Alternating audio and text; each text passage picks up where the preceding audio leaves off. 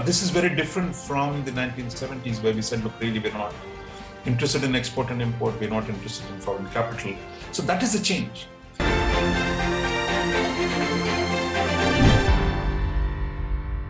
There's been a lot of talk about India's $5 trillion economy, how we're on the growth path. As you also point out in your piece in this week's Raja Mandala, in your column, that we're likely to be the third largest economy, all things being equal, in the next few years. That being said, there has been a change in the orientation of the global economy. What you're describing, what you point out is the geo-economic churn and China's rise, how it's leveraged its economic prowess over time, over the recent decades, to now a huge amount of political clout and strategic clout in the world. So the first question is that one of the things that you also point to, that now with the Atmanirbhar turn, India is trying to adjust to that. Do you think that one of the things that India did wrong in the last few years, or something we could work on, is the fact that most of our orientation has been towards consumption, our economic growth orientation, and much less towards, say, developing production expertise or technical expertise in different areas? No, I mean, you see, look, I'm not an economist, so but my sense is one is really looking at the economic transformation from a political and strategic framework, that the change of orientation, I mean, that was the main argument, that of focusing away from uncritical globalization to selective globalization, which is what India is doing at this stage. Is that a good policy? I mean, that's an open debate in the country, but it is quite in consonance with what the US and China are doing, that this idea that globalization is inevitable, ineluctable, and can't change, to a system where both of them are willing to focus more on their domestic capabilities at the expense of the mantra on globalization. India, for whatever reasons, is also doing the same thing. But many economists in India contest this policy as a return to the old order. But I think in terms of the actual outcomes, we will see. But I think what the main argument is the idea that there is no politics attached to economic globalization, or that it is the whole world will collectively move towards a globalized economy. That has been shattered because of what's happened in China and the US. And I think India is on the track. But then the question, look, is this the right path or not? I mean, I think that debate will continue. But what my main argument is that we need to relate our domestic debate to what's happening elsewhere in the world, and see where the larger framework of economic globalization, the political conception of it, whether we are on the right track or not. But I think we need to relate it to the what's happening in the world. One of the things that in past columns you've pointed to is that India for a long time was very insecure about globalization economy because of our colonial legacy, of course, having been a colony. Do you think one of the dangers of, say, this kind of, or what economists and others have pointed out, is that, say, the turn towards domesticity, self-reliance is one way of looking at it, which was the mantra for many decades after independence, and we moved away from it, is to go back to that may engender that same kind of insecurity without, for example, we having the commensurate capabilities. We do not right now have the kind of capabilities in manufacturing and in, say, strategic technologies, or even consumer electronics that China has, or the US certainly has. Do you think that that is a slippery slope we might end up with?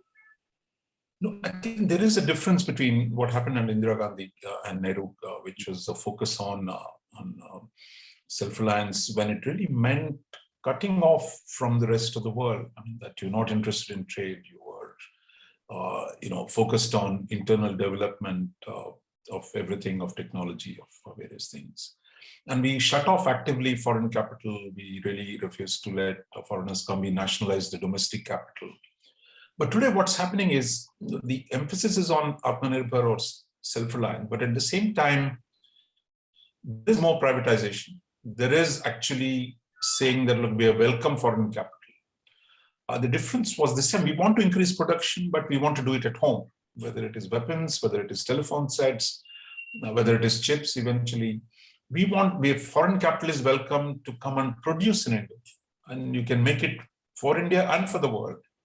This is very different from the 1970s, where we said, look, really, we're not interested in export and import, we're not interested in foreign capital.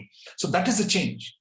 Now, whether this will work or not, I mean, I think that's an open-ended question, but you already see in simple things like handphones or electronic imports. I mean, India has been one of the biggest importers of electronic goods. But the last few years, the focus on the so-called production-linked incentive scheme to produce more electronics in India. I mean, we're really at the bottom end of the food chain. But nevertheless, it's an improvement from merely importing goods. So the related thing is, until now, post-91, we said, look, let's open up. In the process, what happened was actually, you lost what was existing manufacturing capacity. For example, in the pharmaceutical sector, India used to produce vaccines from the 50s because of the early investment in vaccines. And then we saw the Chinese beginning to dump, the so-called pharmaceutical intermediaries in India at low price. And then the logic for these producers in India was, look, you buy it rather than make it in India. So I think that openness to China, and China was weaponizing its capabilities, its economic capabilities to dump stuff. So I think a lot of the manufacturing got wiped out in India. So the question is, how do you rebuild it? In some senses, the UPA government talked about it, but now this government has actually taken to that, saying, look, in these 14 sectors, we would want to produce more in India. This, of course, is being seen as protectionism, but that's what I think US is doing. That's what China is doing, of creating capabilities. That's the other main point in the article. Look, large countries cannot simply say, I won't produce at home. So the proof of success of the current policy, look, 10 years down the road, are we producing more at home? Because our share of the manufacturing had really declined, total GDP. Can we raise that? Is India going to come back as a manufacturing power? The two views, some people say, look, no, you can't do what China did 30 years ago. But the others who say, we can do that in partnership with other countries where we create a niche and develop it. But that's an open-ended debate. But the idea is to produce more in India so that you have more to export to the world eventually. So I want to see if you see a connection between two things you say in the piece. Everyone should read the piece. It is on the IndianExpress.com in the opinion section. And of course, there should be a link wherever you're watching this video. So you briefly touch on China, on Pakistan, General Bajwa, which you have in the past, turn towards geoeconomics, and how it's a nice buzzword to use, but without really fixing the political structure within, say, Pakistan in that case. That you cannot really have the kind of reorientation that General Bajwa, or perhaps many in Pakistan and well-wishers of Pakistan are looking for that country to have. Similarly, so do you think, and you talk about India's need to sort of stop our bureaucracy, to stop being in silos. I mean, it's famous in Delhi circles between MEA and Finance Ministry, the kind of tussles you have, for example, and things like that. How do you think that playing out for India? What we need to do to just be more nimble in these times? Yeah. See, one of the main arguments in the piece is really that this notion that, look, geoeconomics is really that economics has replaced politics. No. In fact, the original argument of geoeconomics was actually just because economics and interdependence grows does not mean conflict between states will end. There will be politics, there will be hierarchies, there will be conflicts, and that the logic of conflict in the Cold War, we saw it expressed in military terms. But today, that conflict could be expressed in the grammar of commerce, that actually trade itself could become a battleground, which is what has become, actually. That's between US and China, between India and China. So trade has become an arena for conflict beyond the other conflicts we have with China. So Pakistan was taking the simple, we did geopolitics, let's do geoeconomics. But the task is actually political. If you don't change the structure of politics in Pakistan, that is, who is controlling the resources? That the military controls the resources. You have the feudals who don't pay taxes, and you have the industrial elite which is just ready to import stuff they're not willing to produce. So if you don't alter the power structure in Pakistan, which can only be done through political means. So merely talk about, it's a glib talk about saying, look, we'll do geoeconomics, but how do you do it is the question. I mean, that you need to change your social structure, better distribution of the economic thing. But for India at least has been a developmental state. You could argue whether it was successful or not, but fact is, India is focused on economics from the beginning. But the strategy within the economics was the issue for us. And today, We are embarked on a different strategy, which is different from the Nehruvian era, which is also different from the, say, Narasimha Rao Manmohan Singh era. That is globalization with caveats. We're not simply saying, anybody, we'll just reduce the tariffs, China can export what it wants, and we'll be okay with that. So now you're saying, no, we're going to produce some things.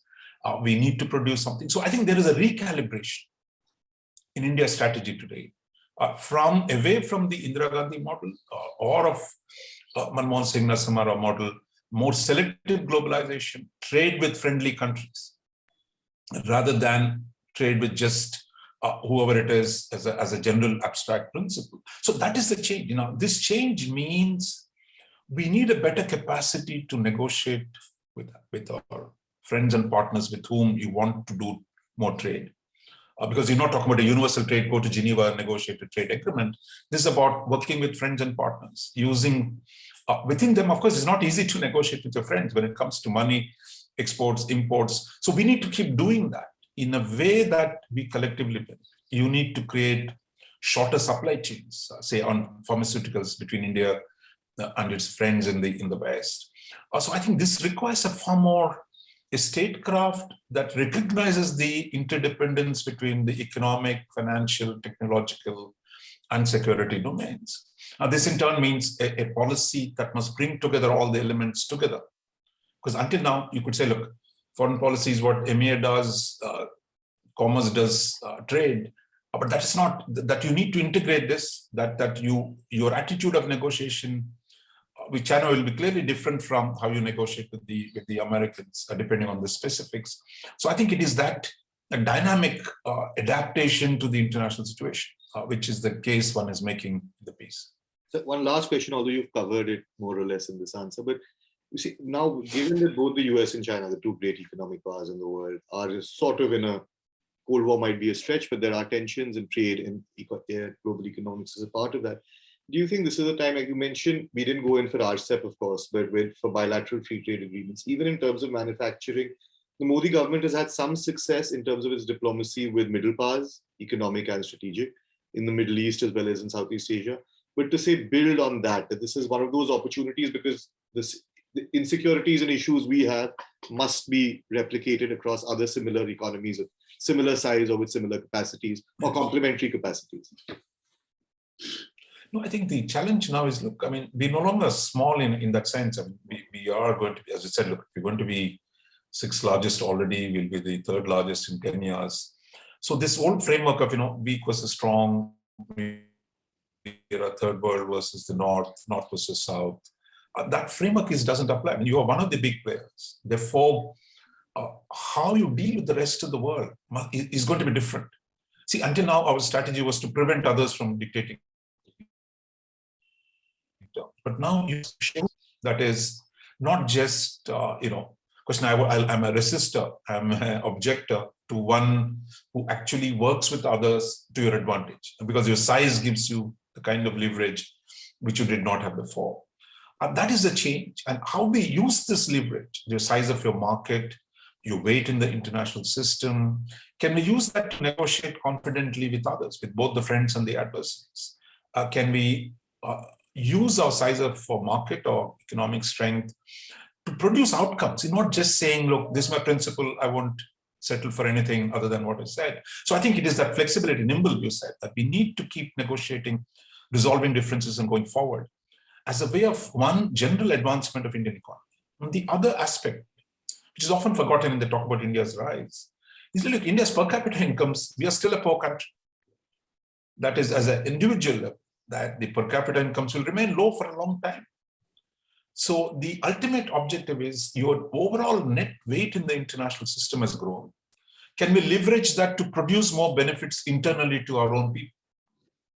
That is the challenge, and not just about, when you say India is rising, how does it matter to the person on the street who faces inflation or not? So I think eventually this is in the end about promoting greater prosperity within the country, lifting up all sections of the society. I think that is the real challenge. But I think today we have a much greater opportunity than what we had at the dawn of independence 75 years ago, or in the 90s, where we tried to change course. And we're really vulnerable in the 90s. But today, I think you have significant strengths, but that strength is tempered by your interdependence. Therefore, how you manage that interdependence. As we said, look, 40% of your economy is exports and imports. So you're tied to the world.